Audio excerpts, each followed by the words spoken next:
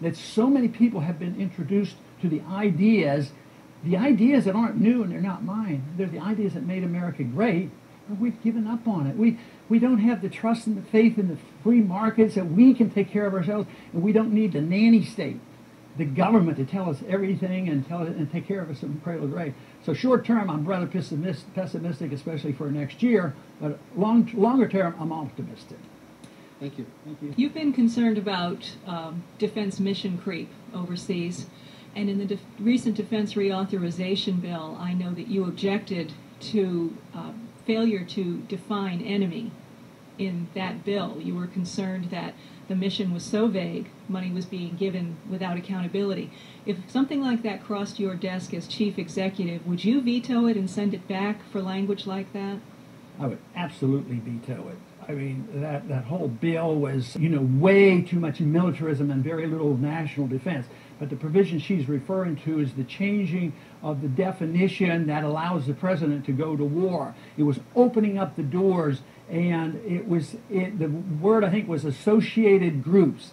Anybody associated, and it was undefinable. It was so vague that if you happen to belong to a peace group and you're participating in a peace group that really wants peace, and you work for it and you donate money, you may be put on that list. So they were going to allow the military to target you as well as anybody in the world. It meant it's bad enough already that our presidents go to war without the consent of the people through a declaration of war, but this would have made it much worse. It's passed the House, not the Senate.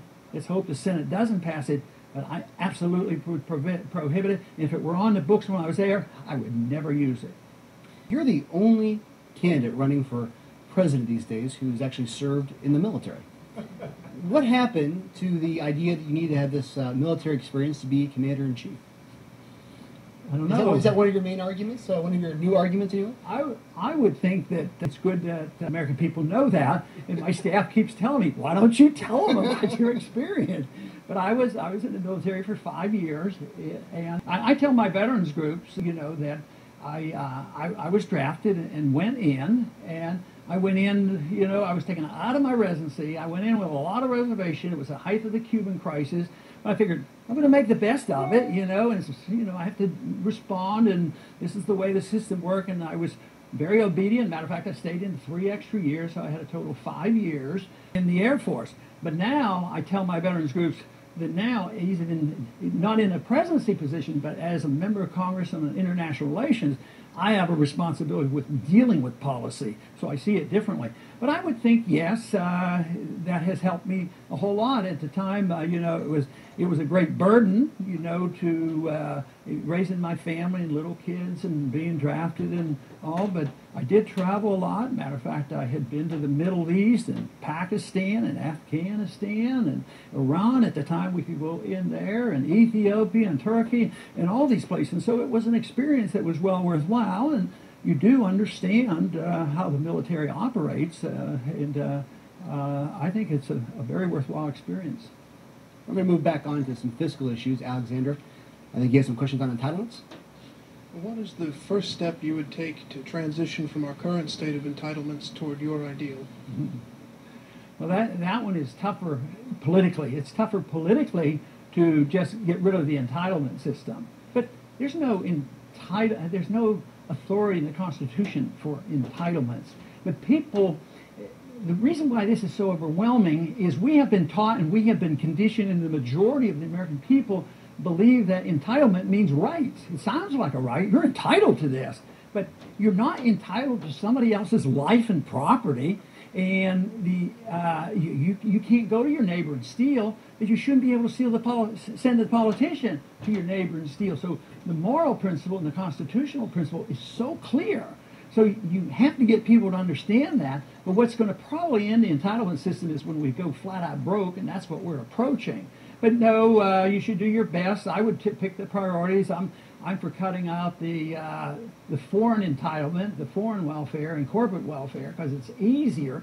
But then we have to look and say, look, the entitlement system isn't going to work. We're broke.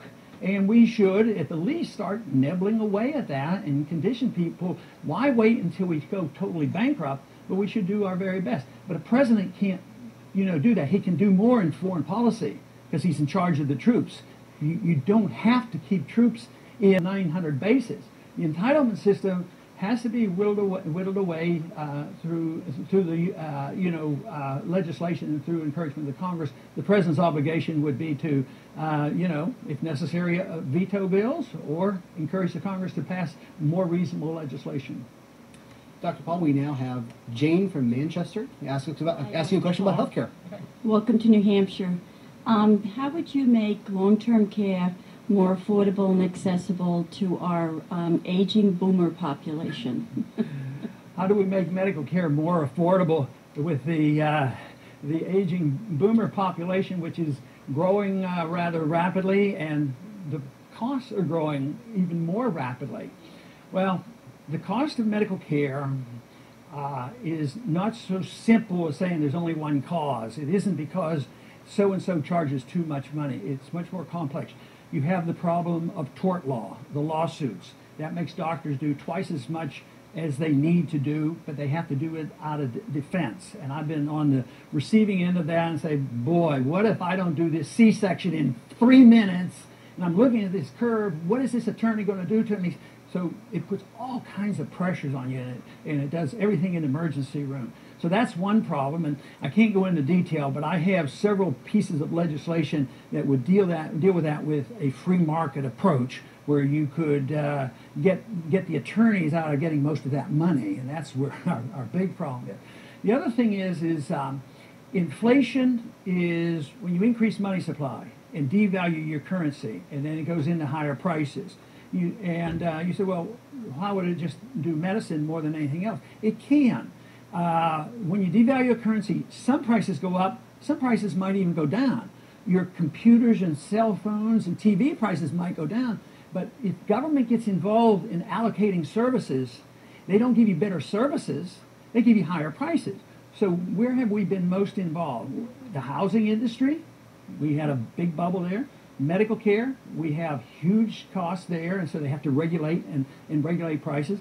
In education, they have pushed money into that, and it usually never improves services, but it increases prices. So you can't solve your problem until you deal with the monetary issue. But then again, you need a lot more competition. I've spent a lot of time in my recent book dealing with this on how you should have more competition. You should have an opportunity for people to have alternative health care rather than making it illegal. And the medical profession does it, the insurance company does it, the drug companies do it, the management companies do it, and now there's so much. We have corporate medicine. Both Republicans and Democrats have pushed this, and you have to reject that. You need more competition, and there are ways of doing it. The medical profession has it so that anybody outside of somebody with a medical degree can't prescribe anything, and that is not necessary. And there's a lot of options in alternative health care that are actually prohibited, and they shouldn't be. Well, Dr. Paul, I want to get quickly to an email question we have. It's Edward from Miltonboro. He says that we are very dependent on foreign oil.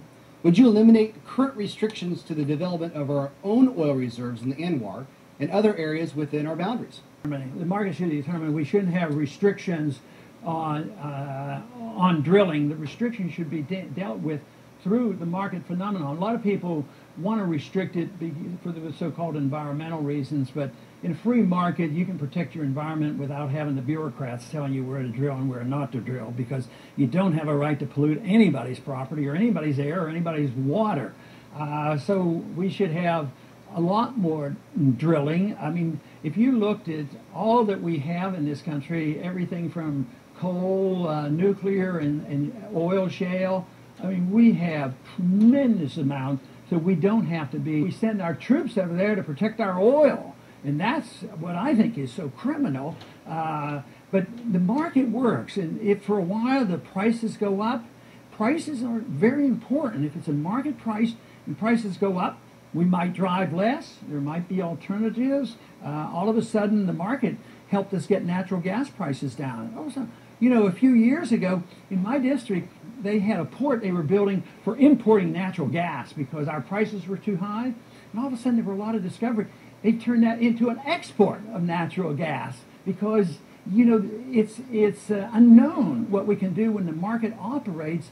And I happen to think that if the price of gasoline and hydrocarbons got too high, we'd have electricity maybe generated by nuclear and have electric cars or something like that. But let me tell you, one thing with certainty, I don't know all the answers. The politicians in Washington don't know the answers. The bureaucrats don't know the answers. That, you know, the market has to answer. You have to find out which is the best product and how to take what and how to deal with it. But the dependency, the fact that you might have imports shouldn't frighten us all, because that's the way the markets are supposed to work. But if they cut it off and prices go up, believe me, as long as the people in this country have the freedom to develop alternatives, they'll happen. We shouldn't be frightened about freedom. It works. Dr. Paul, I want to ask you a little bit of a question. I'm going to ask you a question about your previous profession.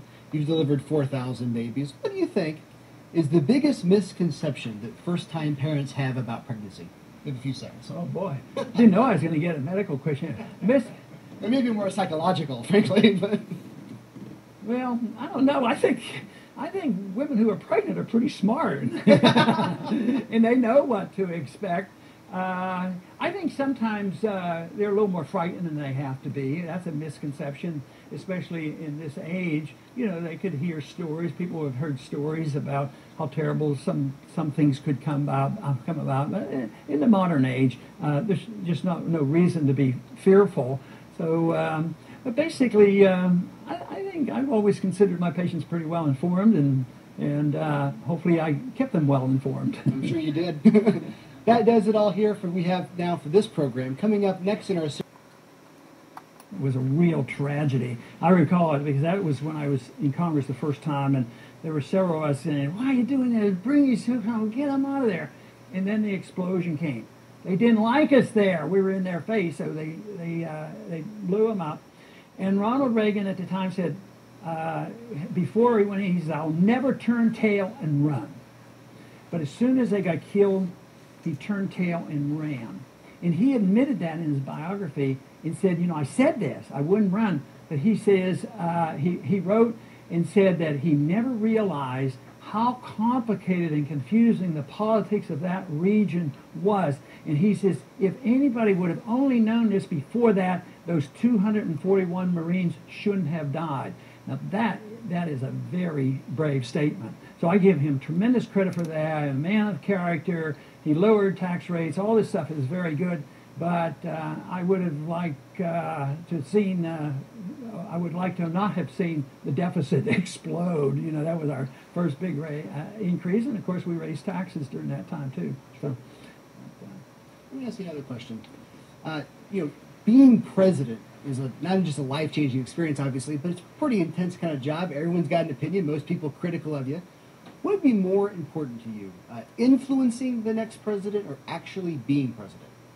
What's better? Well, so far I haven't been offered the choice because I'm running, because I'm running for the presidency, and I would say winning, and then you know, second choice is influencing the presidency, and that's very important too. And I think ideas actually drive events.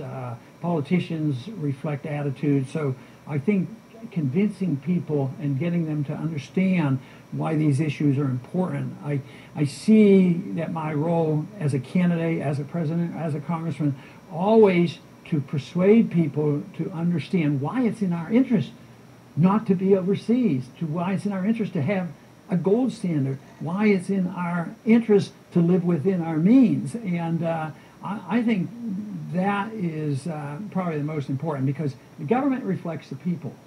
And people have to support a president.